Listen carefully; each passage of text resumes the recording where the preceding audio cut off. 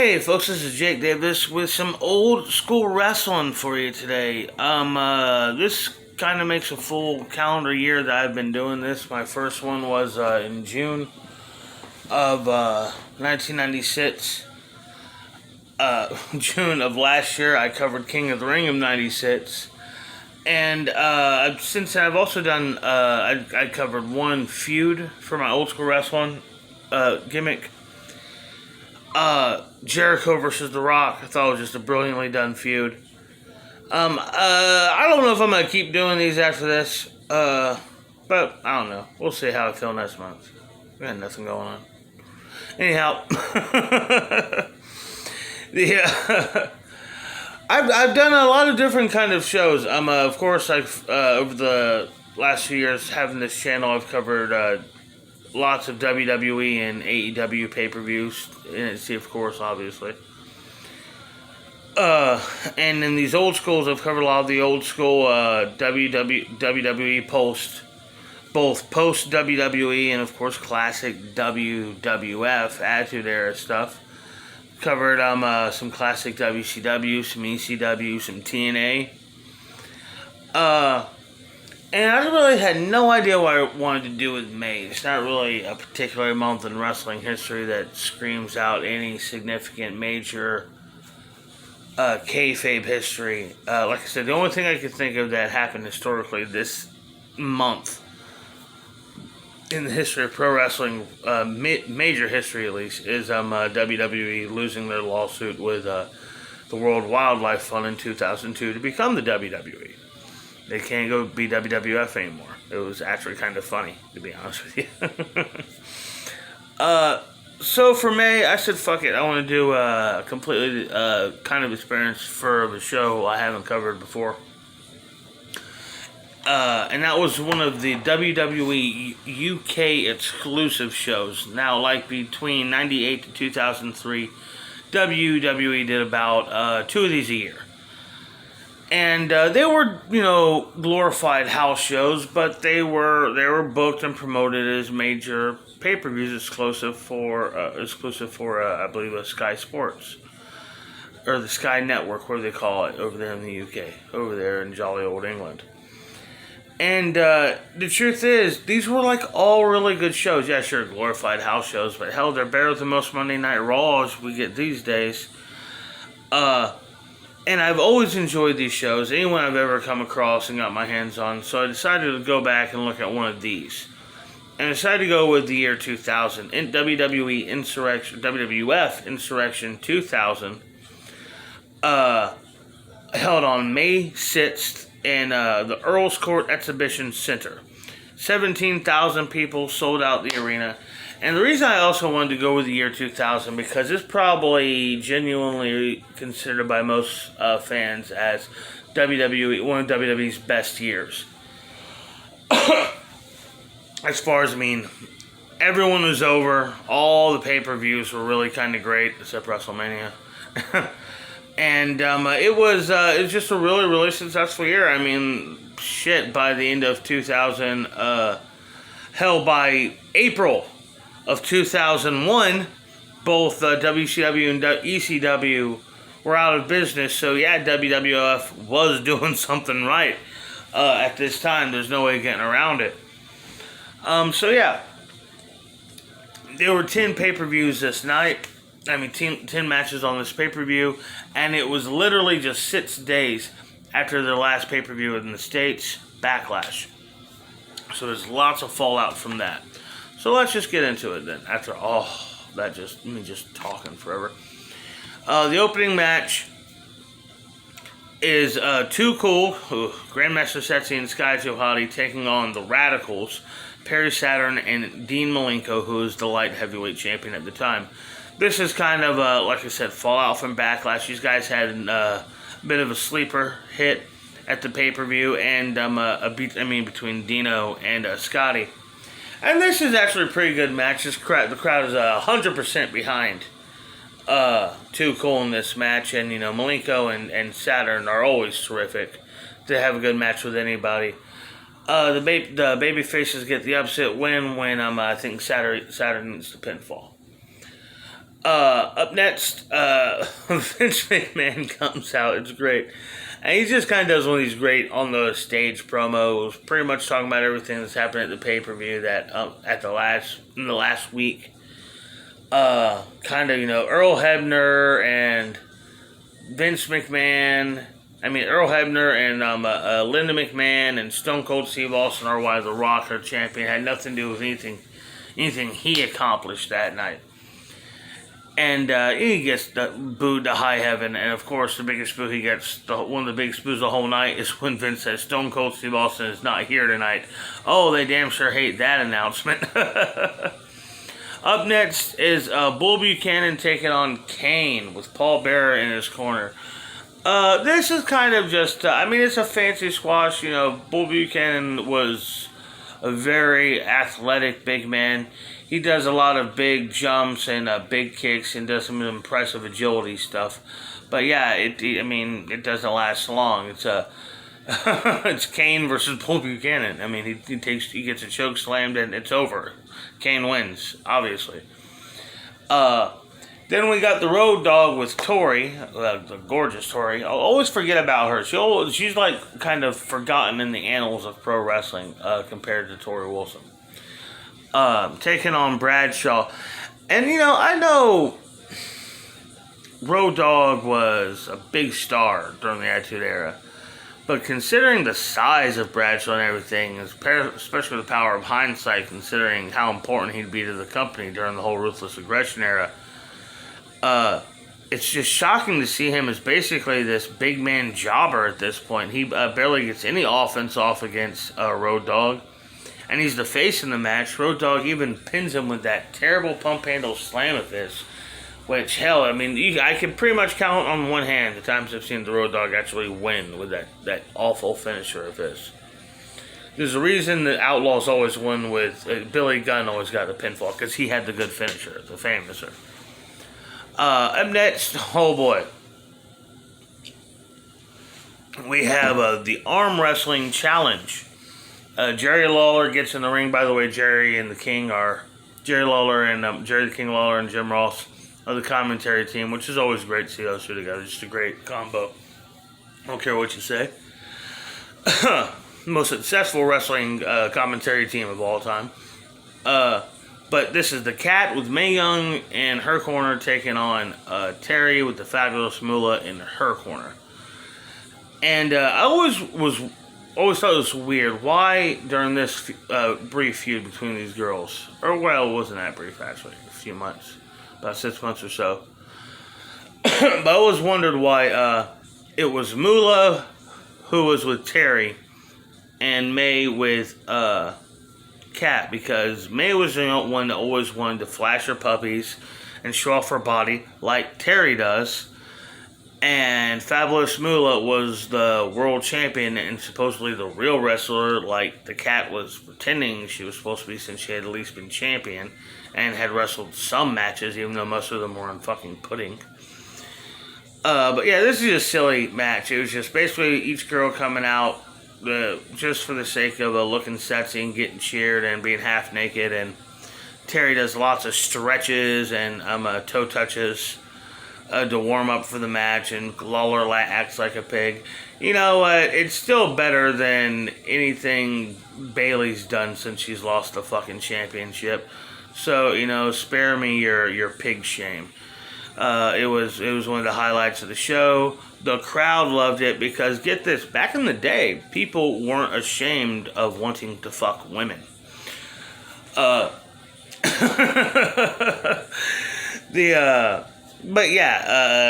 Cat wins. I can't remember exactly how. There's a lot of shenanigans, but the Cat wins a pseudo clean. Terry tries to cheat, but the cheat doesn't all the way work, and then Cat wins. Up next was a tag team match between Rikishi and Shokishi, taking on, yes, that is the Big Show pretending to be Rikishi. This is during his parody shtick gimmick where they really had no idea what to do with him. They were actually just intentionally humiliating him for 2 months straight before they sent him off to OVW to get in shape until, like, the Royal Rumble. Big Show got mistreated a lot in his career, man. I don't care what y'all say. And this also, at this point, is point to point out that we've seen Crash Holly in the background. He's been looking for an Englishman. He wants to defend his hardcore championship in England against an Englishman here tonight, but he just can't find one. Okay, sure you can't.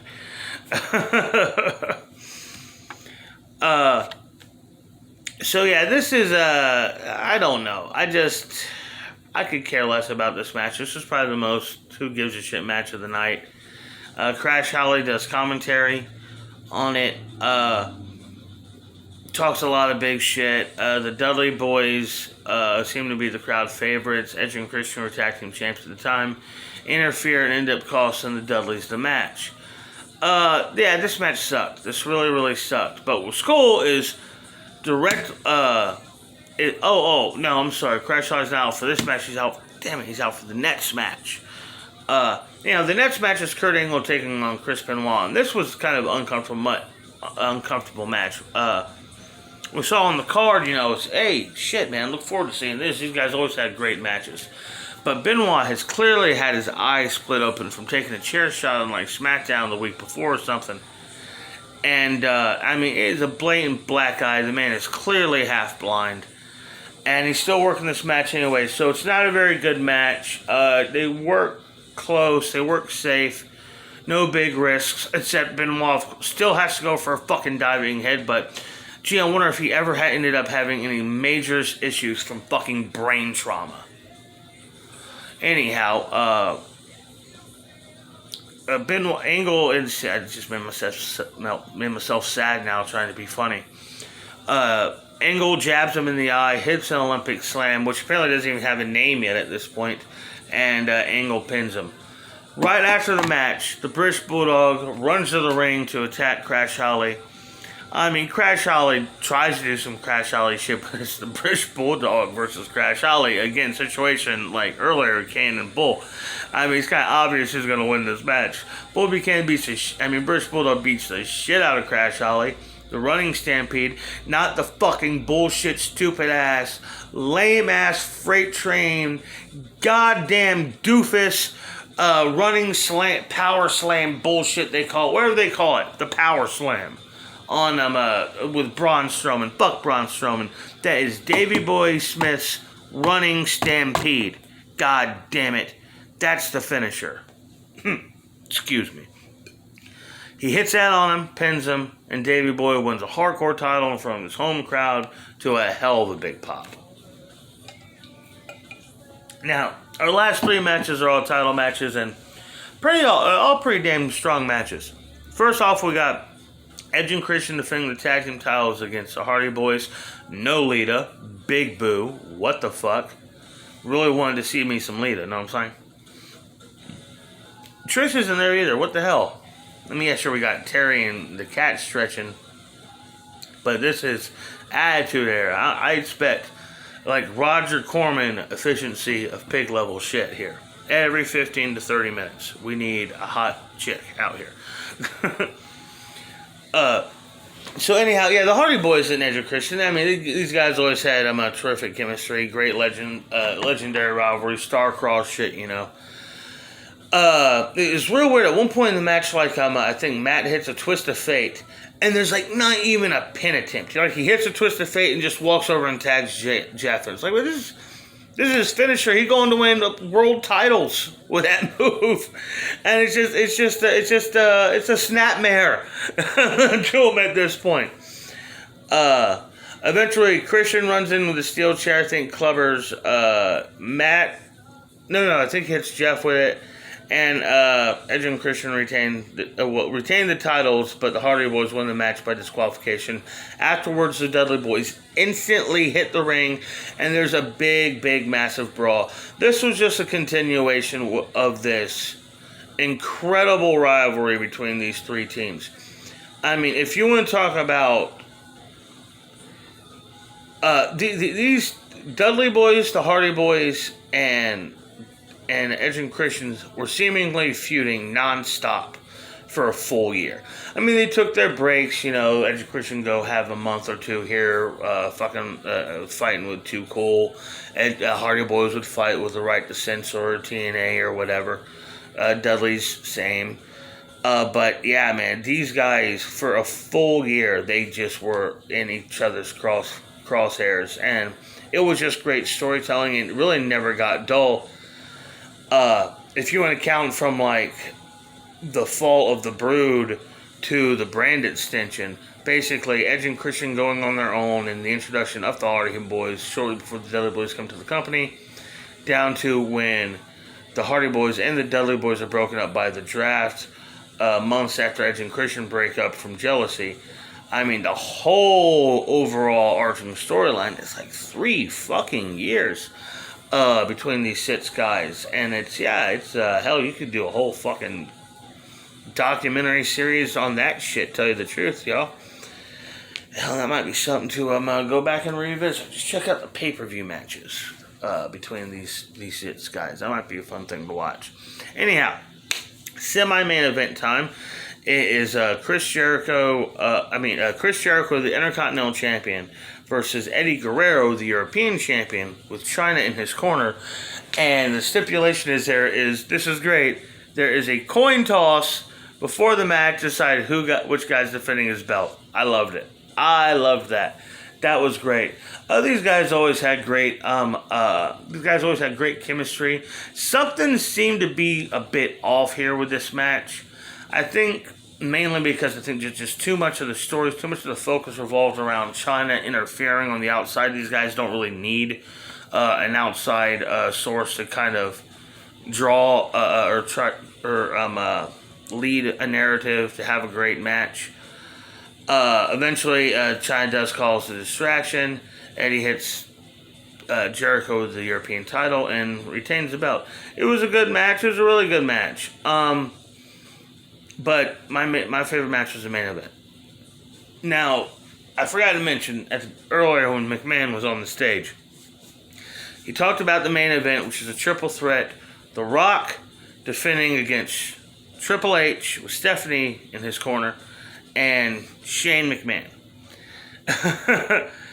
and Vince basically says, when people ask me who do I think's going to win this match, well, I think the McMahon family is going to win this match. And it's so funny, these guys are arguing, the two McMahons, of course, arguing in the back. The Rock cuts a great Attitude Era Rocky promo. And then it's main event time, man. Shane comes to the ring first with Vince in his corner. Then Hunter and Steph. Steph looks great, wearing a weird-looking dress, but, she's always had killer legs. And here comes Rocky, man. It's the champ. Crowd goes insane for him. It's you can argue at this time. From this time, hard to say when Rocky became a bigger star than Stone Cold. But I would argue that by the time they had their big match at WrestleMania 17, Rocky was more over. He was a bigger star. Anyhow, I mean, not in Texas. Not in that match, no. But overall. Anyhow, I love this match. Mike Chioda is the referee, and Linda comes down at one point with Earl Hebner to do some refereeing. And it's just hard to explain what it is. But I've seen lots of wrestling matches. When I say I've seen thousands, it might be dozens, it may be hundreds of thousands of wrestling matches in my nearly 25 years as a fan. But I don't know if I've ever seen a main event world title pay-per-view match where everybody involved were so obviously having fun. It felt like the 3 guys wrestling, the referees, Vince, everybody is having just as much time as the kids in the third row. You know what I mean? It was a really good time atmosphere of a fight. There's a lot of funny spots. There was a lot of obvious near falls that, you knew The Rock was going to kick out, but just for the sake of the kick out moment. My favorite part of the whole match is Shane McMahon starts doing his shuffle, and then Hunter starts doing the shuffle and punching The Rock, and then Rocky starts doing his shuffle and does a double clothesline. And I mean, it's the most Dusty Rhodes spot that Dusty Rhodes wasn't involved with, like, ever. Eventually Rocky, something happens. Hunter goes to the top rope. Shane accidentally makes him trip and causes him to cross himself. Rock hits the smackdown on Hunter, knocks him off the top rope to the outside. The Rock bottom on Vince, spine buster in the people's elbow on Shane, and wins the match as the show goes off the air and the local fans go happy. The only title change was a 24/7 hardcore title that changed at 37 house shows like earlier that month, I'm sure. And, yeah, sure, no real storylines progressed, but, God, this was a hell of a good show. This was a really, really, really fun show, and just seeing so many iconic stars in their prime or before their prime. Like, I mean, you see, there's this bit at one point where Michael Cole was outside earlier in the day trying to get an interview with Edge and Christian, and they're walking around outside trying to charge fans for photographs and autographs, and it's fucking hysterical. And he's like, these two, these guys are just hitting their stride as far as getting comfortable with their mic work and stuff like that. I mean, their best years were all ahead of both of them. It was a great show. It was kind of a feel-good show, and yeah, I mean, this was a kind of a special 5-year run they did. I recommend it if you got the network. If you don't live in the States, I prefer, it's better to watch it on the network. It's better quality and shit like that. But we'll see how much longer I have Peacock, if I feel like keeping it next month and all that kind of nonsense. But who knows? I hope y'all enjoyed this video. Like I said, it's not an official pay-per-view, but it's still, a B-plus show. It's a great show. It's super, super fun. The only real problems is that, a lot of the middle matches seemed rushed. The arm wrestling match goes way too long, even if it's just for TNA. Still, that could have been, 5-7 minute segment. It didn't need to be longer than some of the matches on the show. It's a house show. If they were gonna have the interference, I think it would have. I don't know. I didn't like having the DQ in the tag team title match. It's just like, even in the house shows, you can't just let your heel champions get a W every now and then. You know what I mean? Anyhow, I hope y'all enjoyed this video. Please like, share, comment, subscribe if you want to. I'm Jake Davis, and I'll catch you on the fly.